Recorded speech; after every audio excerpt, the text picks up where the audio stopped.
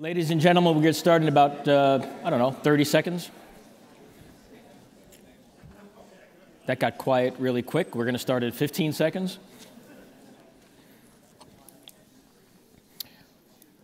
Well, thank you all for helping us to stay on time.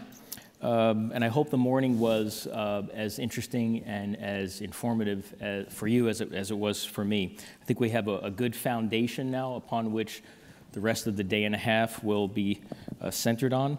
It gives me great pleasure to introduce our next speaker.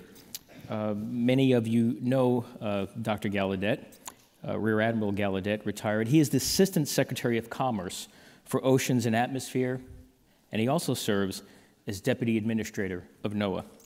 He said to leave it right there, but I will not. In his role as Rear Admiral, Dr. Gallaudet served as the oceanographer of the Navy, which is where he and I first met, and commander of the Navy Meteorological and Oceanography Command. Many of you know Dr. Gallaudet well. I will tell you that he was one of the early and influential voices for all of us in terms of what is happening in the Arctic Ocean and leading that effort to inform us. Please welcome to the podium, Tim Gallaudet. That was nice, Mike. Thanks so much. Well, thank you very much, Mike. That was a real kind introduction. And it's good to be back here. I've been going to these for, I think we've had 8 of them. And so I believe I've been attending all of these on and off since it first started. And I've been doing Arctic-related activities for about a decade. Certainly not as long as many of you in the room, but as Mike said, I had a key leadership opportunity when I was with the Navy to lead all the Navy's Arctic policy and much of our environmental science portfolio, which was a lot of fun. Can you do the first slide? Okay, next one, please. That's how fun it was. That was me and the Chukchi Sea in 2016 during ice exercise. So I haven't just been involved with the Arctic discussions, I've been in the Arctic. And it was very eye-opening to see the diminishing ice. And that's what we're here to talk about, is the Arctic going through great change. And when we look at that through that lens, there are several aspects we need to focus on. One, of course, is studying it. The other is understanding it. And then the last one is to respond, prepare, and adapt to it. And so NOAA has a leadership position in all of those. And it's a real privilege for me to be in this organization now. I had a really good time in the Navy, but I have to say I'm even having a better time at NOAA because of all that we do. And so we're going to be joined by an expert panel of our senior leadership. And they together have about 2 centuries of experience in environmental science. Not to call you old guys, but they're their nation's leaders in these topic areas. So I'm not going to really go on much, but I will say that we have 2 top priorities in this administration, and they've been the blue economy and our weather and water priority. And the weather and water being to improve our weather forecasting and modeling and observation portfolio to protect lives and property through implementing the Weather Act. And then the blue economy portfolio is advancing the economic contributions of the oceans, coasts, and Great Lakes. And when you look at NOAA's Arctic strategic objectives, they all address one or both of those priorities. And then if you look at how we're executing those priorities, there's one of the core elements of them is partnerships. And probably nowhere more is it more important than to have partnerships in the Arctic, because it's a big area, it's changing fast, there's a lot to do. And so if you look at, for example, our weather and water priority, we have great partnerships both in the interagency and internationally. In the interagency, for example, we work very closely with USGS to improve our water prediction capability. And we're having a summit this week with USGS leadership. International partnerships is probably one of the most significant ones is our work with the International Ice Patrol. And we're really, really privileged to be joined by Skipper Kristen Seremgaard, the commanding officer of the International Ice Patrol. Kristen, raise your hand, please. Where are you? Give her a round of applause, please. All right. There she is, up back. I mean, I thought oceanographer of the Navy was a cool job. but commander of the International Ice Patrol. That's pretty darn cool. Well, hey, and then also for our blue economy priority, partnerships also are important. If you look at the interagency, a great example is the Alaska, Mapping Executive Committee, which we work with several of our interagency partners to improve our mapping of Alaska, both ashore and on the seafloor and the coastline. And then so I've been attending those meetings and really enjoying improving our understanding and knowledge of the American Arctic and Alaska. And then a great international example is what we've done with our Arctic Council partners to protect the fisheries in the Central Arctic Ocean and prevent unregulated fishing from occurring there. That will be talked about in the panel, and it's a really milestone achievement for all of us to agree on that. And so let me just close by saying you're going to learn today in the next 40 minutes about how NOAA's data and services underpin everything we do in the Arctic. If it's a hostile environment, I mean, the weather can be nasty, the ice is challenging and moving around fast, and the ocean conditions are also incredibly complex. And so it's important for our agency, and we've outlined these objectives to improve our country's ability to operate, and also for our citizens, both the Alaska citizens and the Native Alaskans, to live well and sustainably and prosper. So the work we do is about public safety and security, and the security piece is interesting because it's just not national security or homeland security, it's natural security and economic security. And so just as we do with the rest of the country, and NOAA, it affects every American life every day with our data and services, as well as 1/3 of U.S. GDP. And you'll see that in the American Arctic, we have the same positive and beneficial impact. So thank you very much. Thank you. Thank you, David. You could take the comfy chair. Thank you, Tim, very much. He's been kind enough to now stay with us as we introduce the next panel. So, David, please. The next panel will follow up on Dr. Gallaudet's comments. It's a moderated panel. I won't remark David and team about the combined centuries that was just noted, but we can say that there's incredible expertise at this table, and many of us rely on this expertise, so thank you. Many of you know the moderator. He's our friend and colleague, David Kennedy. He's the Senior Advisor for the Arctic region for NOAA. David?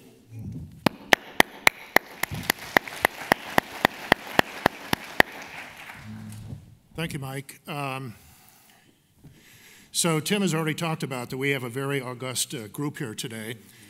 We have every line office represented, and every part of NOAA is involved in the Arctic. So we have some interesting challenges and opportunities right now.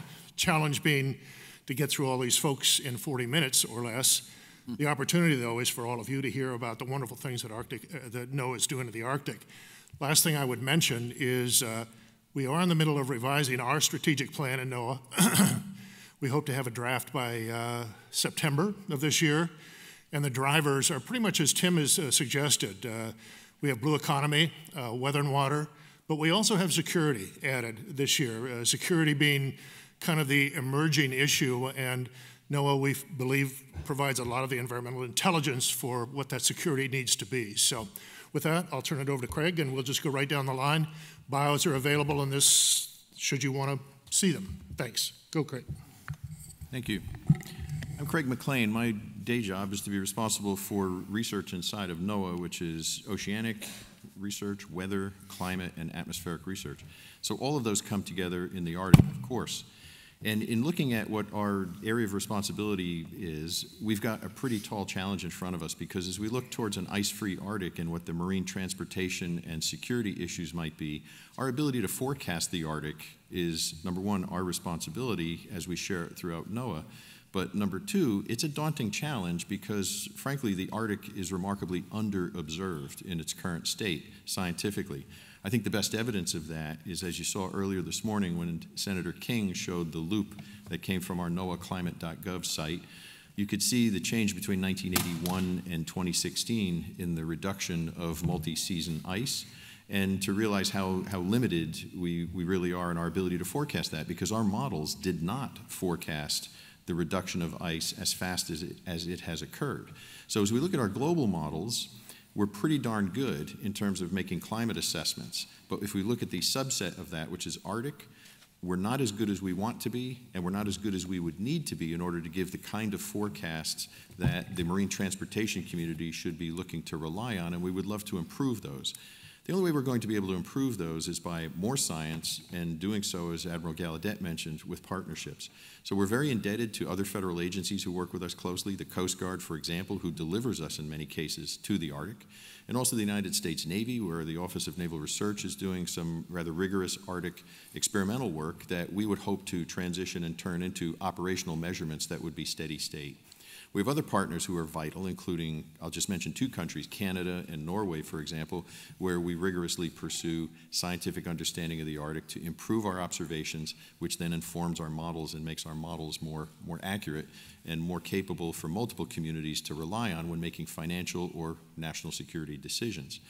But as we move into the next epoch, I think I want to set one scale and scope for you to consider.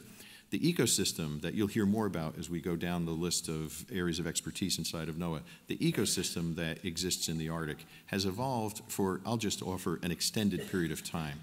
The last time the Arctic was ice-free, we did not have the ecosystem that we have today. It evolved in a rather relatively steady state period of ice coverage.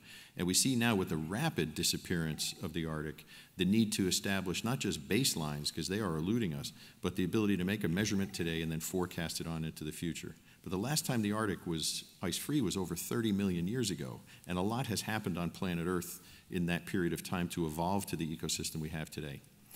But in order to watch it change as fast as it has been changing, we need to get ahead of that, and we need to understand that. So we are also working through the Intergovernmental Oceanographic Commission. It's a group of 150 nations, a subset of which are interested and focused in Arctic, and we're looking at establishing a more rigorous Arctic observing system that would be pan-Arctic in residence and be able to give us the kind of observations that we need.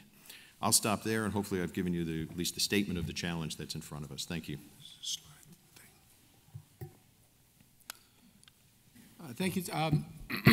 Rear Admiral Shepard Smith. I'm the director of the Office of Coast Survey.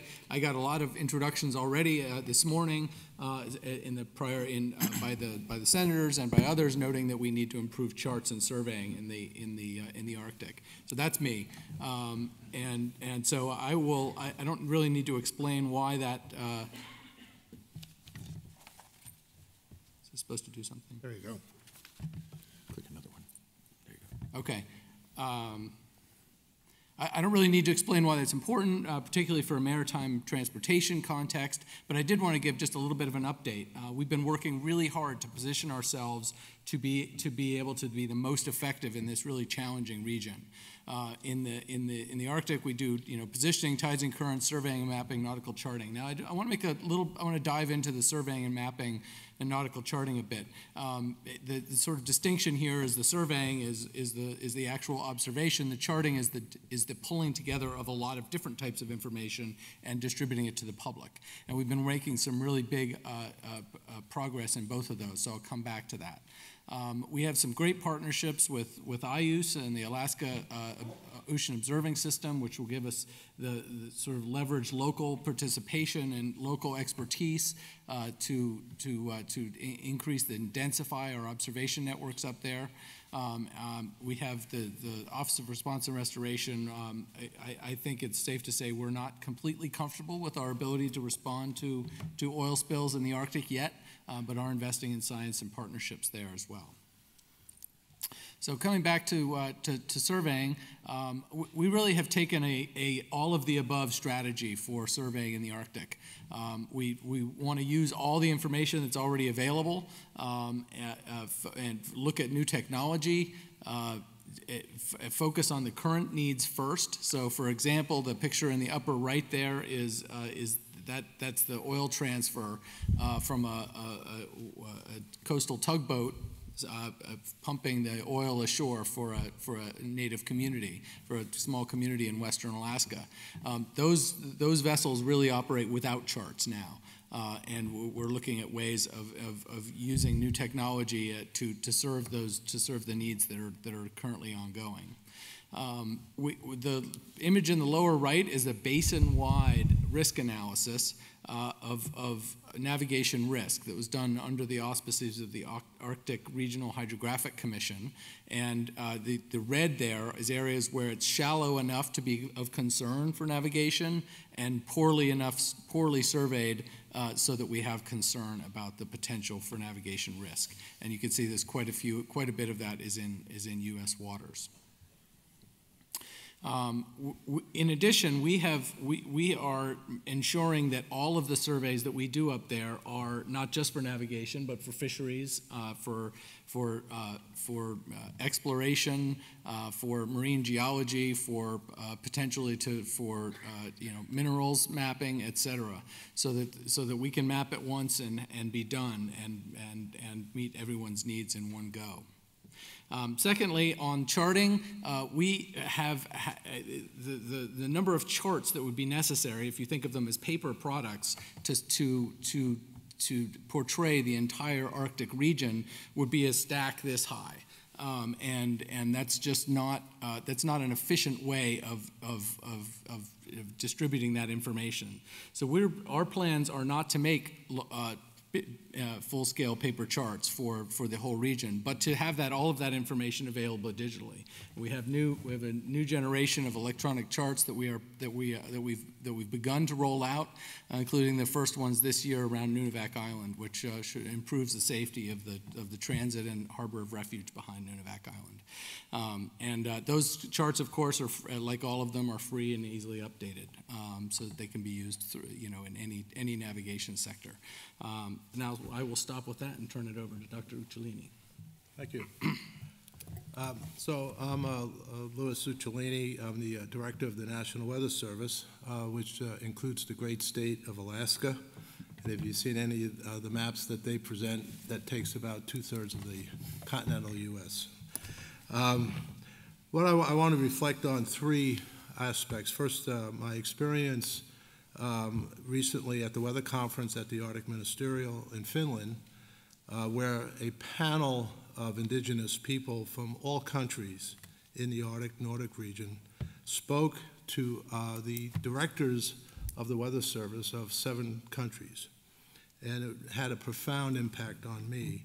First, they spoke of how climate change is upending their lives and livelihood, where the entire cycle of human-animal behavioral connections have been disrupted. And they emphasized in these talks that their traditional knowledge is no longer applicable to predicting the ice and animal cycles, which they depend on for their lives and livelihood.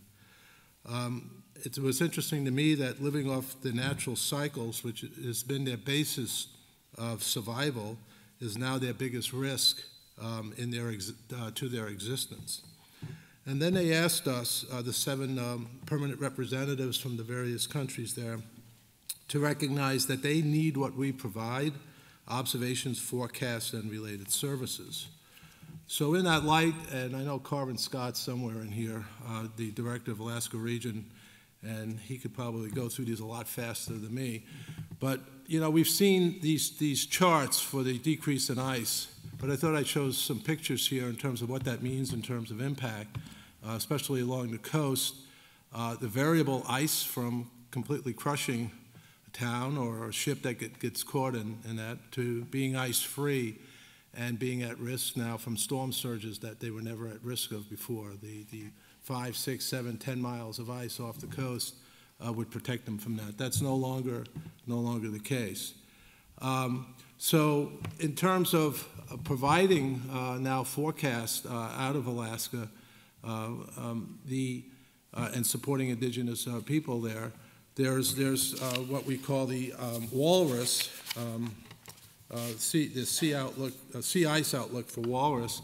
They have to get onto the edge of the ice banks for actually locating and capturing. And actually, this food is extremely important for their subsequent existence. So we do provide forecasts now that focus on that. Another interesting is it's not just the ice off the coast, it's the ice in the rivers. As the ice is breaking up along the major rivers, We have our observations is satellites, as you'll hear in a minute, but we also fly planes along these rivers because the ice jams can be particularly destructive to the towns and villages. So we actually have, as part of our River Watch mission, native elders that often join us and provide the actual conditions through radio to the people below in the native languages, so people have a better understanding of what's happening now, even as we're mapping the ice and its changes. One of the key aspects of what the Weather Service is doing in building a weather-ready nation is sustaining our local connections for decision-making. The United States is known all the way back to de Tocqueville's analysis back in the 1830s that most decisions for public safety and et cetera is made at the local level. So we're really focusing on that now within the local villages, towns in Alaska, and from an educational perspective, a training perspective, and for us understanding better what they need and how they actually will respond to our products and services to meet those needs. Two last points I want to make here in terms of what's all changing in the Weather Service. I think people have heard about the consolidation of the Alaskan observation analysis and prediction activities in Anchorage, and Carvin has spent, I think, half his career planning and now executing according to that. Another aspect of change is that the National Ice Center, which is a joint activity that involves the Navy, is moving into the Weather Service. If we get the budget process going in fiscal year 20, it starts then. The big thing here, it's not just an organizational change. It represents an increasing emphasis on forecast of the ice. And with respect to those forecasts, we run a real-time ocean forecast system, which also came through our partnership with the Navy, and the ice model within the real-time ocean forecast system also came from the Navy. So we're really working to accelerate our abilities for the ice forecast, and I have to say that this is one of the biggest challenges that we face, because we're not talking about day-to-day ice forecasts, we're talking about sub-seasonal ice forecasts, and how, first of all, to get the skill levels high enough to actually make them, but the demands are for 30-day forecast of ice changes is really an amazing challenge to us, but it's absolutely essential for the reasons that we've just highlighted here. So thank you very much. So thank you, Louie and others. I'm Steve Volz. I'm responsible for guiding the NOAA Satellite and Information Service. And in that organization, we provide observations and the archives and the data and information to support the activities that you heard from others on this panel. You'll hear from Dr. Werner in a minute. I think what I can say, it's not surprising to everybody here that the thing that characterizes the Arctic from the rest of say, the lower 48 is it's sparsely populated and sparsely observed. So you saw individual examples of things that we try and address in Alaska and in the Arctic, and it really requires a broader context for placing these observations in that broader context so you can see the connections and the interrelations between these different activities that are undergoing. What NESDIS does provide in that context is three things, basically. Observations, integration of those observations in a way that's potentially more impactful than individually, and the information that comes from those. So a satellite image is not useful if you don't know what it says, if you can't interpret it, if you can't make it useful and applied. So I'll give a couple of examples. You'll see here, as I said, sparsely observed, this is a picture showing synthetic aperture radar mosaics. And you'll note these are from Canadian and European satellites. There are no US civil assets doing synthetic aperture radar, which is excellent for mapping ice and for seeing through clouds, and in nighttime as well. Another Arctic sort of activity, which is it's often dark and cloudy. And you can see, forget about the rotation of those images, where we have to piece together multiple satellite images to create an image. But if you look through that, we use this for tracking ice and for tracking ice flow. It's a 10-day mosaic on the left. It's an individual 6-hour snapshot on the right, which we provide to the National Ice Center and other users through collaboration with our partners. So zooming in, this is a whole of the Arctic look, but you can zoom into the kilometer or 2 kilometer resolution to see at the river, at the port, at the island-to-island gap intervals, what is happening on the ice on a daily basis as an activity that we provide this in the integration way so that people can see it and use it. From the NOAA aspects, we also provide our own polar satellites which support those other activities which Louis just mentioned. For example, on the left you see a 6-hour mosaic showing clouds moving through the upper Alaska area. On the right, and actually a 375-meter resolution picture. And if you look at it, zoom in, you can't tell probably from where you are, you can see changes in the ice flow on the river within a 6-hour period. This is incredibly useful when you have a broad distributed geography. Where are the areas of interest and where are the areas you need to look at more closely? For those airplane overflights, we can target those resources more appropriately by saying this river is pending for a breakup and that one is not, so you can be more impactful in the way that you apply your resources. Again, these are images that just come from NOAA satellites, but we use our European colleagues, Japanese, and other colleagues as well to integrate all these data together. And what NESDIS provides for all of the NOAA assets, but also working with our interagency and departmental partners as well, is a context to place all of these observations in a global perspective, in an Arctic perspective. In addition to the low Earth orbit satellites and these images, these movies, we also have geostationary satellites. Now, Alaskans know that a satellite sitting over the equator is not necessarily the most useful satellite observation for a high limb pieces on the land, but even with that, you can see, for example, here with 10-minute updates, a mapping of the clouds and ice on Barrow, in Point Barrow in Udovik, Alaska, and you can see the sea ice movement over an hour-by-hour period. Again, very useful for that staring ability to see this in real time as it's occurring. So these assets that we bring together allow us to provide movies and context for these changes that Dr. Uccellini just described are happening. Looking to the future, we see the potential for even greater and more persistent observing in the Arctic. We are working with our Canadian and European partners on the potential for a tundra orbit satellite, which would be basically a geostationary but hovering over the poles for extended periods of time. So you have nadir pointing observations of these kind of observables from satellites in a high inclination orbit. We see that as another place for expansion to provide that context for the in situ and the other local measurements that are happening in real time. And their archives provide that long look back so that we can see how the changes are occurring relevant to previous experience. So with that, I'll turn the mic over to Dr. Werner on fisheries. Thank you. Thank you very much, and good morning. I'm Cisco Werner. I'm the Director of Scientific Programs and Chief Science Advisor for NOAA Fisheries. And I'll say a couple of brief words on what we do in the Arctic and how do we address and manage, or trying to understand the changes going on with their living marine resources. In fisheries, our mission is to oversee the productive and sustainable fisheries, safe sources of seafood, recovery and conservation of protected resources and healthy ecosystems, all underlain by sound science and ecosystem-based approaches to management. I'll just have 2 slides, one of which will focus on this region around Alaska, and then the second slide will go higher in the Arctic into the Central Arctic Ocean.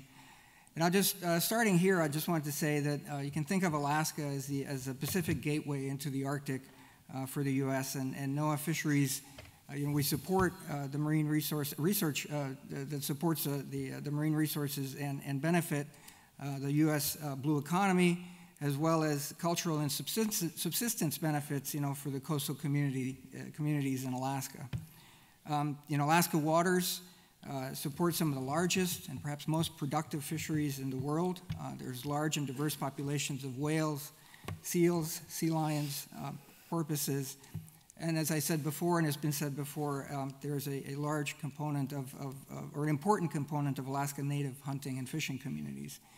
I just wanted to say and echo what's been said before, that the Alaska natives who live in the Bering Straits and Beaufort and Chukchi Sea regions consider subsistence more than just a way of life. It is their life. their history, their cultural beliefs, spiritual beliefs, and so it's important for us to ensure that that subsistence hunting and is maintained for the populations of the high Arctic.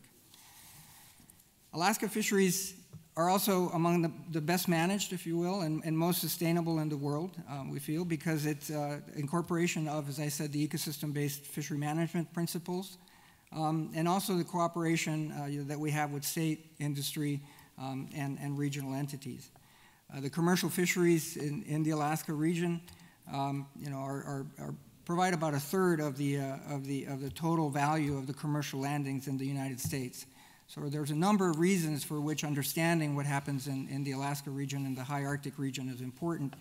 And the changing environmental conditions that have been mentioned by Steve, Louis, and others on the panel is very important to understand how these changes are going to affect the fisheries and the associated ecosystems. The Alaska Fisheries Science Center, has been surveying the regions that you see there and the different colors around Alaska roughly since 1975. And for that, we've been looking both at the fishing the fish populations as well as marine mammals and invertebrates and others. And we have found, and you've probably seen and heard, the pretty dramatic shifts that we've observed in key fish populations. Pacific cod and Alaska pollock are shifting distributions in response to changes in ice and other conditions. And in part because of all of these changes and trying to understand what happens, we've implemented a moratorium on commercial fishing in the U.S. Arctic fishery management plan. And I'll talk perhaps a little bit more about that also in terms of moratoria in the Central Arctic Ocean. And learning about how these potential shifts in distributions happen is fundamental to how we manage the ecosystem. The second point I wanted to talk was a little bit further north, if you will, into the Central Arctic Ocean itself. The picture there, as you see the Arctic, and then you see the Central Arctic Ocean, which is international waters. That's that sort of hatched area that you see there. I'll refer to that as the Central Arctic Ocean. And you've seen before, the images of how the ice has waxed and waned. The white there is a low stand, if you will, of ice. I think it's from September 2012. And what you see is the orange area in the bottom left there of the Central Arctic Ocean is areas that could potentially be available for fishing. Again, this is a potential area for fishing. And what we're looking at is trying to understand what is going to happen in the Central Arctic Ocean if, in fact, we're going to be opening up or considering, for fishery harvest and exploitation. And we work internationally, of course. As has been said, this part of the ocean or this part of the world requires these international partnerships.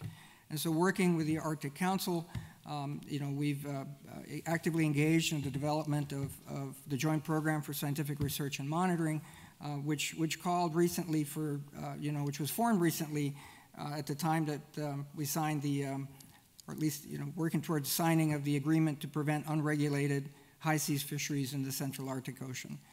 And Admiral Gallaudet mentioned that in his opening remarks. So we have the information and data in terms of what's happening in the large marine ecosystems in the Arctic, but that data is sparse. And I want to emphasize the importance of, as we go into these uncharted territories, that in order to understand the resources and their distributions and obviously now also how they're shifting is going to require, close collaboration with our partners and as we move forward. So that was just a brief snapshot of what's happening in the Arctic on the living marine resources side, and with that, I'll conclude my remarks. Thank you. Thank you, panel. Who said senior leaders can't be brief?